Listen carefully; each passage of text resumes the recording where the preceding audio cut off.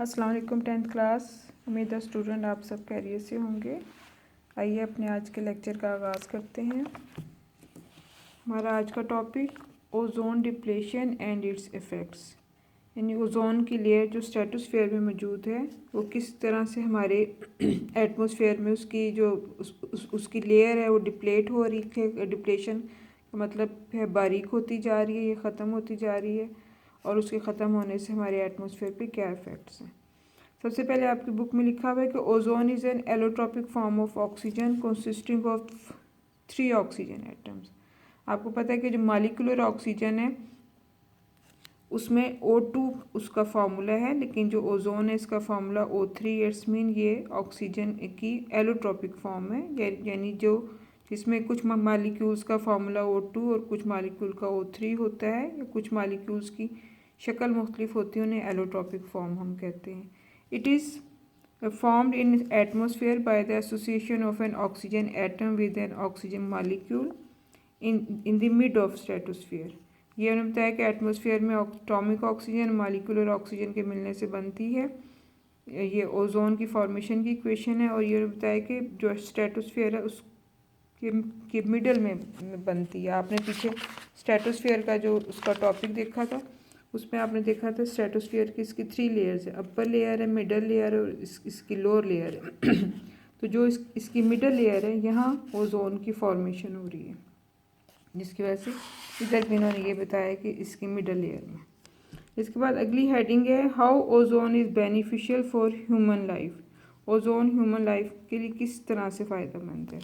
Ozone इन्होंने बताया कि ozone is present throughout the atmosphere. Ozone तमाम एटमॉस्फेयर में मौजूद है, लेकिन इसकी but it's maximum concentration called ozone layer lies in stratosphere region about 25 to 30 kilometre away from the earth surface. यानी ज़मीन की सरफेस अगर हम ऊपर जाएं तो 25 से 30 किलोमीटर का जो एरिया है वहाँ स्ट्रेटोस्फेयर में ओजोन की सबसे ज़्यादा मकदार में कंसनट्रेशन मौजूद है।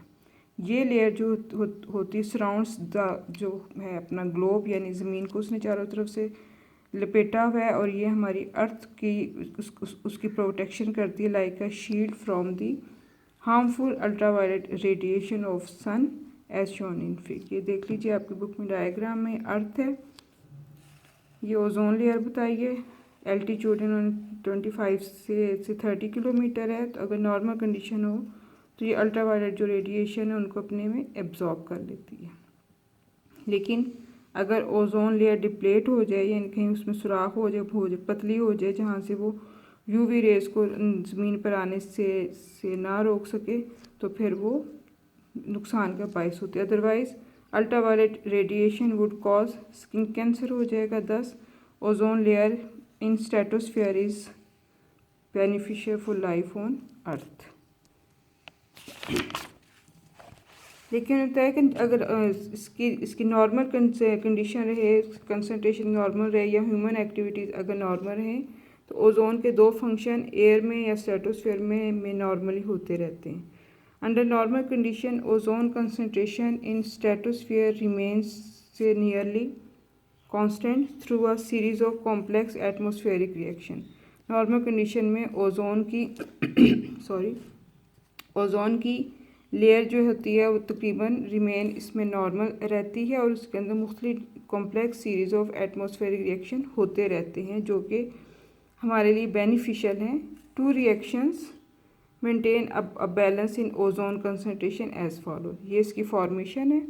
O2 + O यानी मॉलिक्यूलर ऑक्सीजन एटॉमिक ऑक्सीजन मिलते हैं तो ओजोन बनती है, इसका फॉर्मेशन का रिएक्शन है।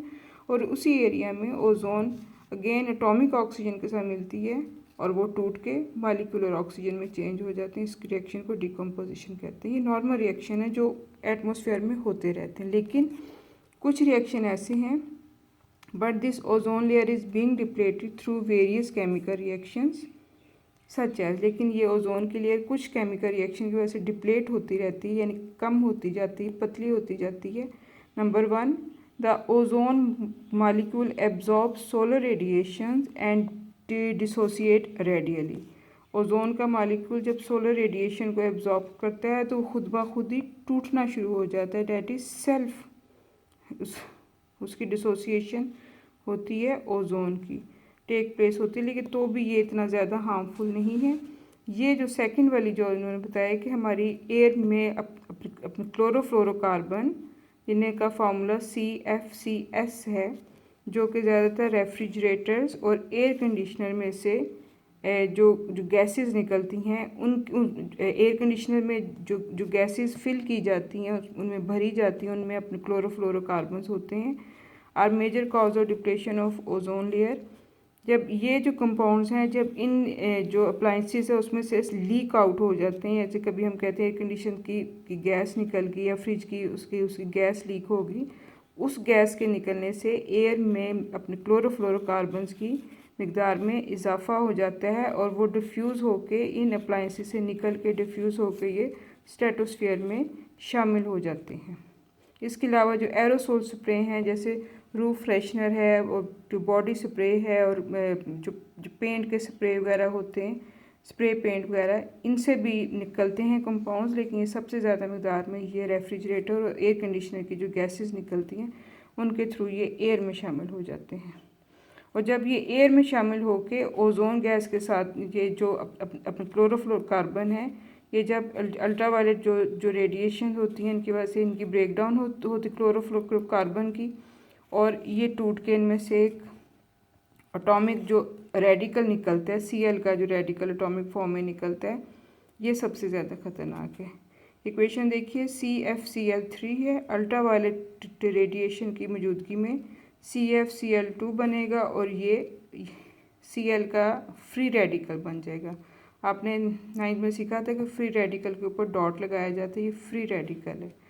इसके बाद बताया कि ये फ्री रेडिकल्स हैं वेरी रिएक्टिव होते हैं, और जब ये ओजोन के साथ मिलते हैं तो एक इनकी सीरीज़ ऑफ रिएक्शंस होती हैं। जैसे ये देखें, ओजोन का मालिक्यूल है, इसके साथ ये फ्री रेडिकल Cl का आके मिलता है, तो ये O3 टूट के O2 में चेंज हो गया और ये एक Cl के साथ मिलके बना देता है OCl। इसके ऊपर अगेन इस पर डॉट का निशान है, यानी फ्री रेडिकल है। ये OCl इसकी डिकम्पोजिशन होती है, एक O का रेडिकल बनता है और एक Cl का, और ये दो O के रेडिकल जो मिलते हैं ये मिलके चेंज हो जाते हैं ऑक्सीजन O2 में। लेकिन ये Cl अगेन आप इसमें डॉट की फॉर्म में यानी फ्री रेडिकल की फॉर्म में ये मौजूद है, और ये मज़ीद जाके और जो होते क्लोरोफ्लोरोकार्बन इनके मालिक्यूल को तोड़ देता है, और इस तरह एयर में इनकी मिकदार तो इनकी बढ़ती जाती है, लेकिन ये रेडिकल स्टिल अपनी जगह मौजूद है। और एक उन्होंने बताया कि एक सिंगल जो होता है रेडिकल, ये ओजोन के लाखों मालिक्यूल को डिस्ट्रॉय करने का बायस बन सकता है। और जिस लेयर में जिस जगह पे ओजोन का रीजन जिस रीजन में ओजोन की मिकदार ज़्यादा होगी उस जगह को ओजोन होल कहेंगे। आगे लिखा है कि सबसे पहले ओजोन डिप्लेशन के जो साइन हैं सबसे पहले एंटार्कटिक रीजन में 1980s में महसूस किए गए, लेकिन इसकी जो डिप्लेशन है वो 1990s में आर्कटिक रीजन में सबसे पहले नोटिस की गई। यानी साइन किसी और जगह देखे गए, लेकिन जो नोटिस की गई कि ओजोन की डिप्लेशन हो रही है वो आर्कटिक रीजन में। फिर इसके इफ़ेक्ट्स हैं, उन्होंने बताया कि जो ओजोन लेयर की डिप्लेशन के जो उसके माइनर इफ़ेक्ट जो होते हैं वो बहुत ज़्यादा मेजर, यानी अगर माइनर उसकी प्रॉब्लम किसी जगह है लेकिन इफ़ेक्ट उसके मेजर होते हैं। नंबर 1 है depletion of ozone enable ultraviolet radiation of sun to reach the earth and then cause the skin cancer to human being and other animal. यानी इससे स्किन कैंसर भी हो जाता है और ओजोन की डिक्रीज लेयर हो जाएगी। सेकंड पॉइंट, उससे मुख्तलिफ डिजीज़ हो सकती हैं, लाइक इससे मलेरिया हो सकता है। नंबर 3 पे it can damage the life cycle, disturbing ये हमारी फूड चेन को डिस्टर्ब कर देती है।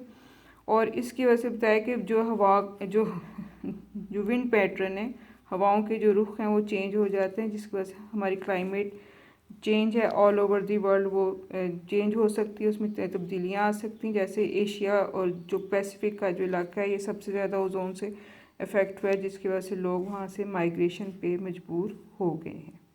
तो आज आपका चैप्टर ये कंप्लीट हो गया। आप इस टॉपिक को अच्छी तरह से देखिएगा। बहुत ज़्यादा शॉर्ट भी इसमें से बन सकते हैं, लॉन्ग भी आता है। कोई मुश्किल हो तो आप पूछ लीजिएगा। शुक्रिया।